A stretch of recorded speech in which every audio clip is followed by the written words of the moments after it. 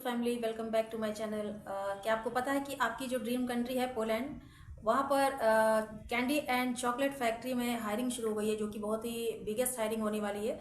और ये हायरिंग होगी कन्फेक्शनरी सेक्टर में, जो कि 2026 में, जैसा कि मैं बताती हूँ आपको कि 2026 में पोलैंड का वीज़ा रेशो जो है बहुत ही अच्छा होने वाला है और स्टार्ट हो गया है, जैसा कि हर दिन देखने के लिए मिलता है।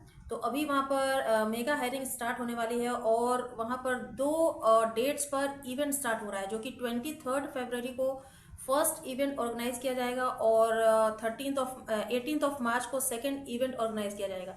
तो अगर आप कॉन्फेक्शनरी सेक्टर में, मतलब चॉकलेट एंड कैंडी फैक्ट्री में वर्क करना चाहते हैं, तो आपको बिल्कुल टेंशन लेने की ज़रूरत नहीं है। फुल चेकलिस्ट मैं बताऊंगी कि इसमें आपको क्या करना है। और इसमें ना तो आपको एक्सपीरियंस की ज़रूरत है, ना ही आपको किसी डिग्री की ज़रूरत है, और ना ही आपको लैंग्वेज बैरियर का सामना करना पड़ेगा। पहले मैं आपको सैलरी एंड अर्निंग्स के बारे में बताती हूँ, उसके बाद मैं आपको चेकलिस्ट के बारे में बताऊंगी। क्योंकि जो चेकलिस्ट इसका है, सेम जैसे आप वर्क वीज़ा एप्लीकेशन करते हैं, same as a work visa application ही इसके लिए आपको करना है।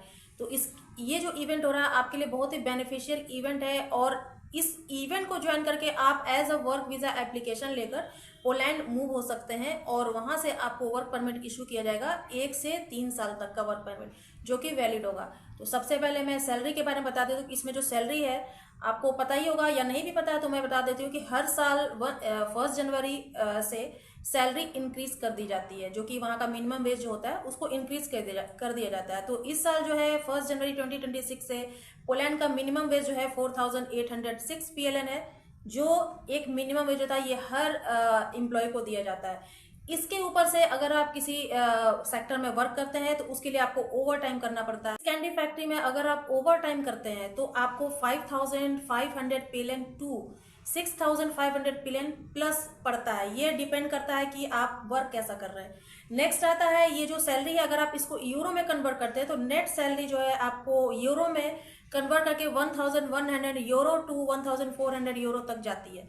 तो ये शिफ्ट बोनस है, और ओवर टाइम पर ये डिपेंड करता है कि आप ओवर टाइम कितना करते हैं, 6 आवर से ज़्यादा करते हैं, 8 आवर से ज़्यादा करते हैं, ये ओवर टाइम पर आपके डिपेंड करता है। और इसके बाद जो आपको मिलता है परफॉर्मेंस बोनस भी दिए जाते हैं, जो कि 1 से 3 PLN पर आवर होता है। ये प्रोडक्शन टारगेट पर डिपेंड करता है, जो कि परफॉर्मेंस बोनस होता है। नेट है, उसके बाद नेक्स्ट आता है, उसके बाद नाइट शिफ्ट अगर आप करते हैं तो नाइट शिफ्ट का अलावेंस मिलता है आपको 20% इंक्रीज करने के बाद आपको नाइट शिफ्ट अलावेंस दिया जाता है। तो बहुत ही अच्छी अपॉर्चुनिटीज है आपके लिए, अगर आप चाहते हैं इसमें वर्क करना तो जल्दी से जल्दी इसमें रजिस्ट्रेशन कर दीजिए। बात करते हैं इसके चेकलिस्ट के बारे में, कि जैसे कि आप वर्क वीज़ा एप्लीकेशन सेपरेटली अपनी तरफ से करते हैं, सेम ऐसे ही इस वर्क के लिए, chocolate and candy factory jobs के लिए, आपको जो है इम्प्लॉयर आपके यहाँ पर वर्क परमिट इशू करेगा, जो कि वाइवर्डशिप ऑफिस की तरफ से अप्रूव होता है। और ये जॉब का परमिशन लेटर होता है, और वहाँ की कंपनी आपके नेम पर वर्क परमिट इशू करेगी, जिसकी वैलिडिटी 1 से 3 साल तक की होती है। और ये जो वर्क परमिट इशू होगा ये भी 1 से 3 साल तक के लिए वैलिड होगा, और ये सिर्फ उसी कंपनी के साथ वैलिड होगा, और इसके बिना पोलैंड का वर्क वीज़ा एप्लीकेशन किसी भी हाल में पॉसिबल नहीं होता है। तो इस कैंडी फैक्ट्री जॉब के लिए आपको वर्क वीज़ा एप्लीकेशन करना होगा, लेकिन उससे पहले आपको रजिस्ट्रेशन करना होगा। तो सिंपल वर्ड्स में अगर आप समझेंगे तो कंपनी को वो बंदा चाहिए, लीगली वर्क करने के लिए वहाँ पर वो बंदा चाहिए जिसके लिए वर्क वीज़ा एप्लीकेशन करना होगा। तो ये कंपनी जो है आपके लिए type A work permit issue करेगी। डिटेल्स में भी दिया गया है, Hindi, English and Urdu language इनको आती है, उनको कोई भी प्रॉब्लम फेस करने की ज़रूरत नहीं पड़ेगी। साउथ एशियन वर्कर्स के लिए उनको सुपरवाइजर प्रोवाइड किया जाएगा, और इनकी लैंग्वेज की वजह से आपका जॉब रिजेक्ट नहीं होगा। तो अब बात करते हैं कि ये हायरिंग जो होगी कौन कौन से सेक्टर में होगी। ये हायरिंग होगी प्रोडक्शन एंड असेंबली सेक्टर में, warehouse and logistic sector में, प्रोफेशनल एंड एडमिन सेक्टर में, पैकेजिंग एंड ब्रांडिंग में, क्वालिटी एंड हाइजीन सेक्टर में, मेंटेनेंस एंड सपोर्टिंग सेक्टर में। और इसमें टोटल 17 पार्टिसिपेटिंग एम्प्लॉयज जो हैं आपके साथ इवेंट में ज्वाइन करेंगे, जो कि पोलैंड की टाइमिंग होगी 10 to 4, और इवेंट डेट होगा 23 फरवरी। ये फर्स्ट इवेंट डेट है, और सेकेंड इवेंट डेट रहेगा आपका 18 मार्च।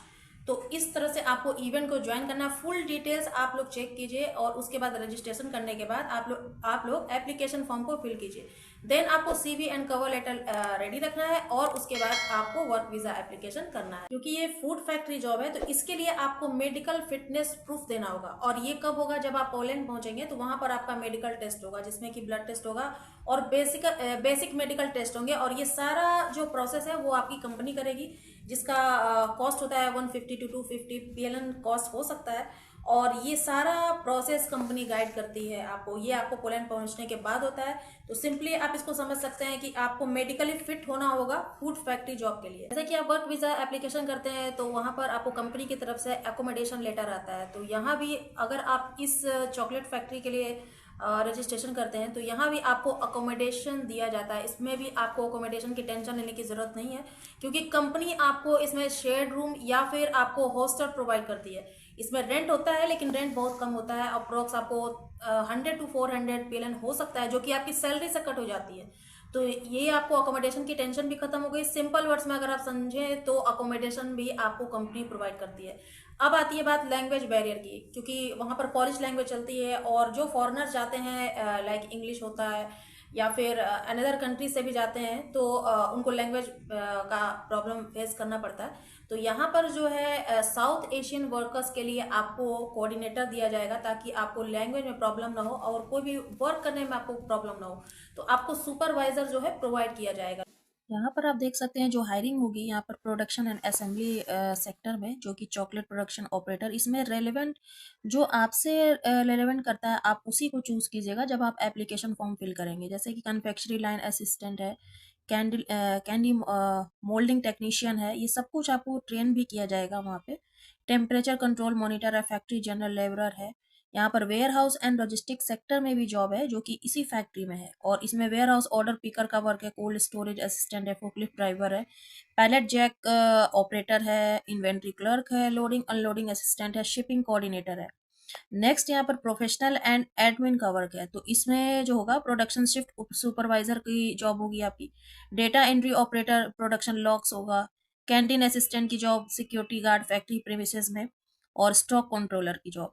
नेक्स्ट है यहाँ पर पैकेजिंग एंड ब्रांडिंग का वर्क होगा, जो कि sweet packaging operator, labelling and barcoding assistant, जैसे कि कैंडीज में जो लेबलिंग की जाती है और उसमें बारकोड लिखा होता है तो वो वर्क यहाँ पर करना होगा। बॉक्स असेंबली वर्कर का वर्क है, गिफ्ट सेट जैसे पैक करते हैं, festive bundle creator festive season के लिए जो गिफ्ट पैक सेट होता है, श्रिंक रैप मशीन ऑपरेटर की job, product visual inspector, checking for broken candy, मतलब कि जो भी ब्रोकन है, जो डैमेज कैंडीज हैं उनको चेक करने का वर्क है, manual packer high and hand pack chocolates.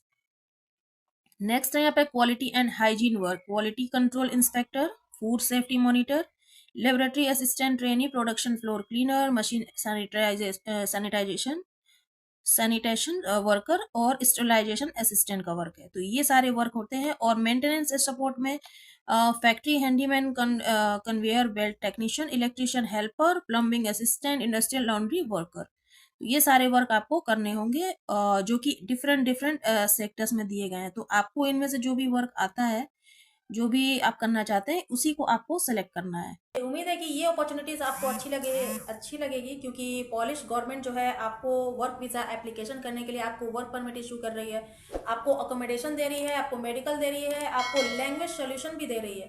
तो इससे बेटर ऑप्शन और क्या हो सकता है। तो इसमें रजिस्ट्रेशन कैसे करना है ये मैं आपको बता देती हूँ, और इसमें एप्लीकेशन फॉर्म को कैसे फिल करना है फुल वीडियो वॉच करेंगे तो आपको समझ में आएगा। कोई भी डाउट हो तो आप मुझे कमेंट सेक्शन में कमेंट कीजिएगा, आपको रिप्लाई आ जाएगा। तो लाइक शेयर कमेंट करना मत भूलिएगा। तो यहाँ पर इस तरह का इंटरफेस ओपन होगा। इवेंट रजिस्ट्रेशन फॉर्म आपके सामने आ गया। नेम यहाँ पर लिखा हुआ है, फर्स्ट नेम लास्ट नेम देना है, जेंडर यहाँ पर फिल करना है, करंट कंट्री ऑफ रेजिडेंस जो है आपकी वो फिल कीजिए, नेशनलिटी दीजिए, ईमेल आईडी दीजिए, कंफर्म ईमेल आईडी आपको देना है, व्हाट्सएप नंबर देना है, ऑल्टरनेट नंबर है वो आपको देना है। और यहाँ पर इवेंट पार्टिसिपेशन में आप ध्यान रखिएगा कि पोलैंड मेगा हायरिंग के लिए आप ये रजिस्ट्रेशन फॉर्म फिल कर रहे हैं तो इसको आपको फिल करना है, क्योंकि जॉब्स इन फिनलैंड के लिए भी मैंने एक वीडियो अपडेट किया है, और वो है 24 फेब को और ये है 23 फेब को। तो इस बात का ध्यान रखिएगा कि जो भी रजिस्ट्रेशन फॉर्म फिल कर रहे हैं उसी को आपको उसी इवेंट को पार्टिसिपेशन के लिए क्लिक करना है। ऑक्यूपेशन आपको चूज करना है कि जो इस हायरिंग में जो भी ऑक्यूपेशन आप कर सकते हैं उसी जॉब टाइटल को यहाँ पर फिल करना है।